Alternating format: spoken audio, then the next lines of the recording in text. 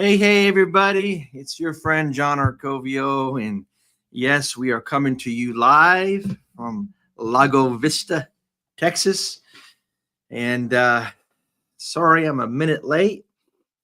I've been started a new business and I work from home. Besides coming off of being very sick for, oh my goodness, 10 days. That nasty flu bug that's been going around, it just kicked me right between my teeth. So I'm getting better, but I am coughing a lot still. My lungs pretty much got wiped out. So thank you so much for your prayers. But we're excited to come to you live today.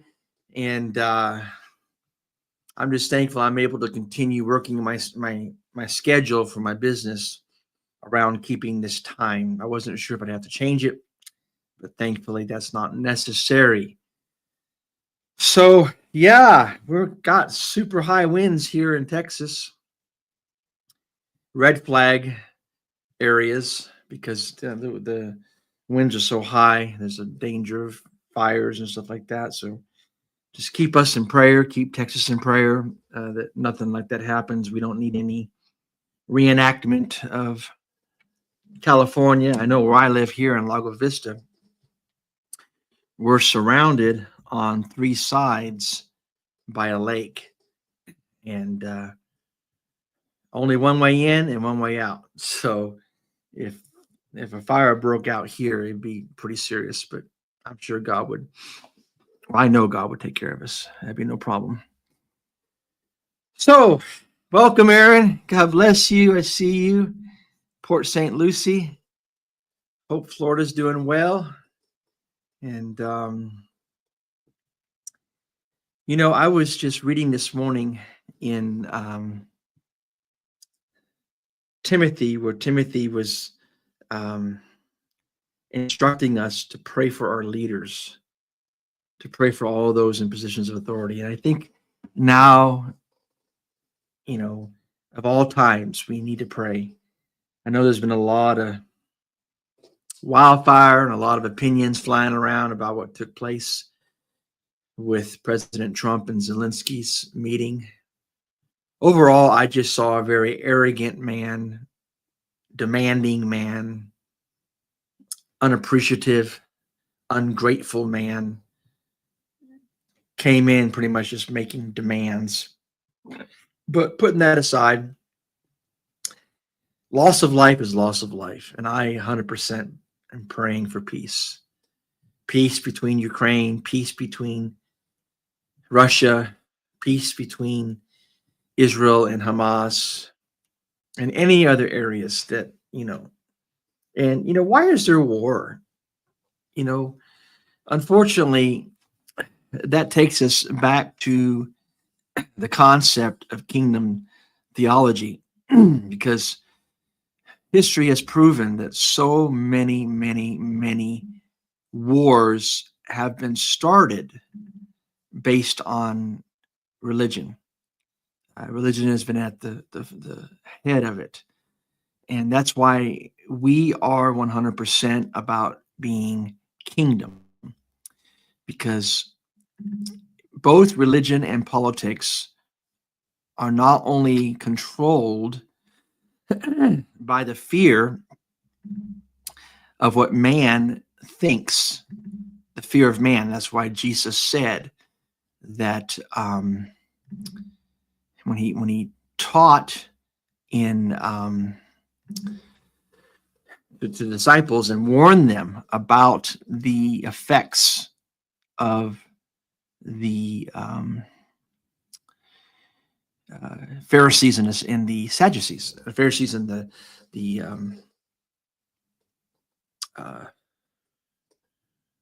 I'm sorry, I've been very sick, taking lots of medication, so my mind is just not doing very well here. But the difference between the Pharisees and the religious order and the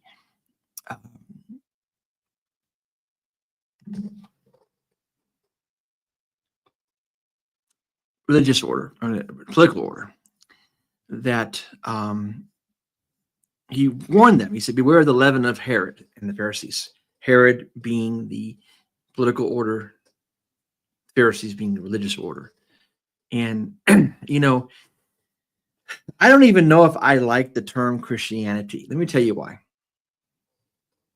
I do believe in the biblical term of Christianity, which means a follower of Christ and those who make disciples of Christ. But Christianity as a whole is a religion. And religion is a worship of a deity through a set of beliefs that's expressed by rituals, customs, rites, and it produces a sectarian distinction and group. Everyone has their groups. Everyone's waving their flags. We're the most religious.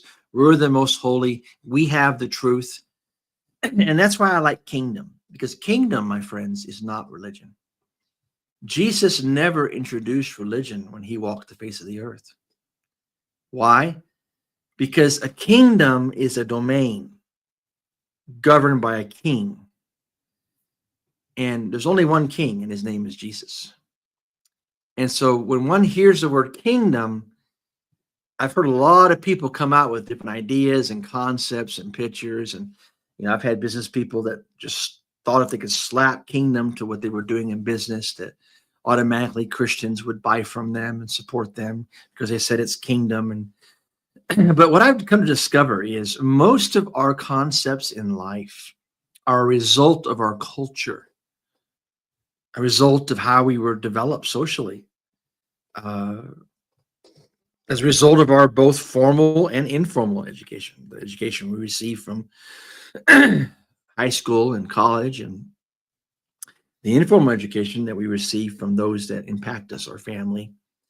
So we're products of our culture, and we intend to interpret the world through this mental conditioning. Now, I've said it before that a person cannot be prejudiced unless they're taught to be prejudiced. Being prejudiced is something that is introduced, unfortunately, to people at a very, very young age. And it's sad. Shouldn't be. So the concept of kingdom in its original and pure sense has been lost really in this modern world. Because really within society, especially here in America, the concept of kingdom doesn't really exist.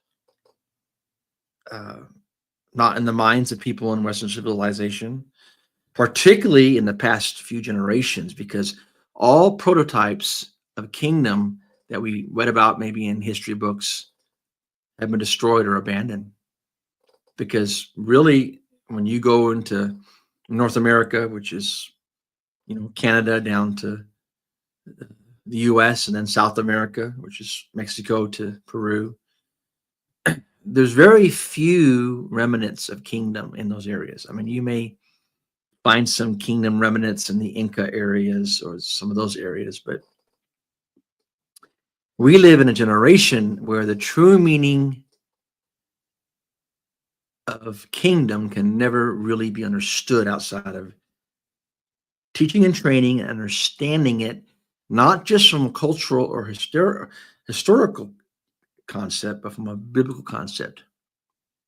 So I've tried to address this with a lot of teaching and training and you know, the concepts, the principles, the nature of true authentic kingdom as presented by God, and the kingdom as compared to religion, political ideologies, governmental systems, social programs, how all of these are different. I like to look at it as 4 legs on a chair that give stability for the world to sit on. You have the authority of family, which is ordained by God. You have the authority of civil, which is needed. You have to have policemen, firemen. You have to have rules. It's good to have teachers, bosses. It brings organization, helps things go smoothly. course, there's governmental authority, and that is can be tied to civil authority, but it's different because it looks at what ideology controls a government. Here in America, it's kind of a mixture between democracy and a republic. You've got communism in China. You've got dictatorships in North Korea. You've got socialism in mostly in Europe and different places like that, and in Russia. And then, of course, there's democracy. But then you have God's kingdom. That's spiritual authority. Or on this leg, there's only one king, and it's Jesus. And we have to have all four legs to have stability. I believe marriage is being attacked. Civil authority has been attacked. We've seen stupid ideas like defund the police and all that nonsense. We've seen democracy as a whole came under great attack and fire over the past 4 years. And these things are important. We got to pray for each one. Pray for stability and sanctity in the family. Pray for civil peace. I'm really disturbed at party groups that want to try to stir up hate and riots and get people to get out and start rioting and protesting. And a lot of people right now that are running around with their signs and their protests, what they don't realize is their mess right now they're in as a result of the past 4 years. I tell them, I say, go take your signs and all your protests and go in front of the house of the man who was behind all this mess that caused it. At least our leader now is trying to clean things up. And but of course, we got to still pray that people will recognize God's authority, because really that is the highest authority. And that was the downfall of King Saul. King Saul would not recognize God's authority through the prophet Samuel. And he ended up just having, I guess you could say, fallen outs with Samuel, disagreements. He thought that he could offer the sacrifice just as much as Samuel. He was just as anointed as Samuel was. And these decisions to disobey God, discount God's authority, turn his heart from God, ultimately caused God to reject him as being a leader. But, I believe the greatest threat in our day today is mankind. We are our worst enemy. Every day when you turn your TV on and you get just bombarded by the sad stories of war and blood and death and diplomacy and conflict and hatred and fear and poverty and starvation and rape, genocide, refugees, hostage bodies being delivered back to Israel, human migration, the border crisis, and natural disasters. There's just fires right now going on in South Carolina, and bombings, economic uncertainty. What's going to happen with all these tariffs, and what's going to happen with China and Russia with tariffs, and of course, corporate corruption that still is going on, and the moral decay of this nation. Just people that no longer live by a biblical worldview, leaders that no longer live, that want to empower a sexual revolution, that wants to add more and more letters to the alphabet soup of what they try to recognize as sexual orientations. And of course, clashes of countercultures. And all this, my friend, it testifies to one undeniable fact. We are our worst enemy. I look at our universities like Harvard and Berkeley and Stanford, and I look at the cyberspace technology that's just getting more and more advanced as we go, how much impact social media is having on now our lives. And the business I do, social media is a huge input in what I do in my business. Then you look at all the think tanks that are on the internet and G8 meetings and official and immigration policies are trying to hammer out now, and the medical challenges and even advancements and social experiences. And all the conferences we have, prophetic conferences, awakening conferences, the peace marches, the protests, just, all of this, you hear this thread. We just want peace on earth. We just want peace between Ukraine and Russia. We just want peace, but all this seems to collapse because we are at the mercy of our own self-destructive spirit. Think about it. We spend millions of dollars, billions of dollars building beautiful buildings, and then we bomb them because we're mad at somebody. We make weapons, end up using them on ourselves. Scientists and doctors go in laboratories and they invent medicines that can heal the human body, but then because of platforms and money, withhold it from the sick because of the almighty dollar and corruption. We keep improving the World Wide Web's ability to connect and have global communication, but then use it for pornography. Use it for this deep pornos now. They can put a face on anything. Make anybody say anything in a video. Yeah, we are our worst and greatest enemy. And then this all becomes compounded by our establishment of all these sophisticated religions, which people escape into from all the social chaos. And it's either, all word people, that it's all about theology and it's all about, proper eschatology and proper communication. And it becomes just, a fine dive into, the finer speaking of preachers and pastors and leaders. Because, religion is probably one of the most powerful forces on the earth. I won't deny it. I came out of religion. I know how powerful it is. I know the power it has to dangle the carrot in front of you and get you to wreck your body and wreck your health and wreck your family life to attain positions and titles. And so, you might say, well, what is religion? And despite the claims of many who say, I'm not religious, everyone on the earth is religious to one sense. Let me try to define religion for you. Religion is defined, in my eyes, as the adherence to a set of beliefs that regulate the moral, the social, and the ritualistic behaviors of people. Yeah, this definition would include the atheists, or the so-called atheist, the secularist, the communist, the socialist, the humanist, the agnostic.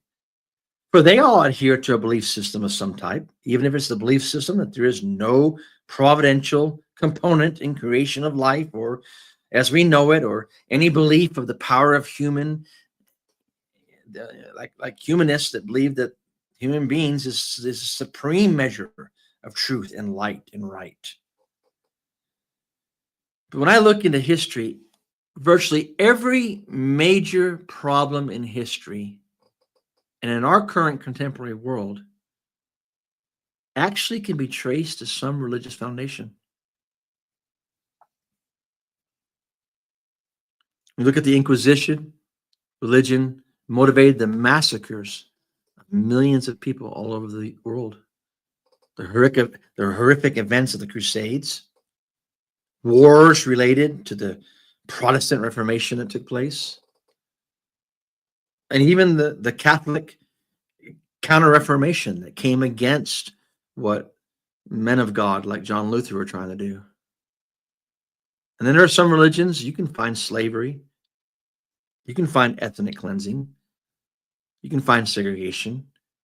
Even in America, within religious circles, you find racial discrimination and all these oppressive practices that are justified by some religious code or system.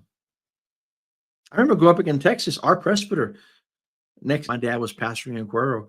He taught that a white man could not marry a Mexican or an African American or any other race. It was sin. Absolute racial discrimination that comes right over the pulpit. I know times have changed since then, but even in this new millennium, we've seen definite acts of religious terrorism. Our mind goes to September the 11th. That was a religious act. Sent shockwaves through the global nervous system of mankind. It continues today with Hamas and what's happening in Israel to fuel the fires of conflict and hatred and fear and murder.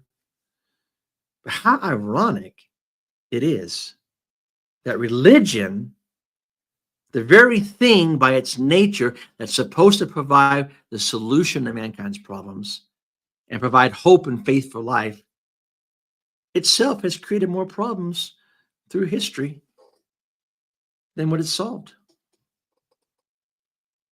I think this is probably why most millennials and Gen Zs are turning away from all forms of institutionalized religions. Why so many people are now embracing philosophies of humanism and communism and even agnosticism. Some just have given up and lost all hope in humanity. And I've tried to come to grips with this in my prayer, in my messages, in trying to worship and honor and serve God, and that I believe is loving and is a wonderful, awesome God. But I lost my faith in religion a long time ago. And that's what put me on the journey about 2012 to start seeking for something that was beyond, superior to all these defective practices created by men.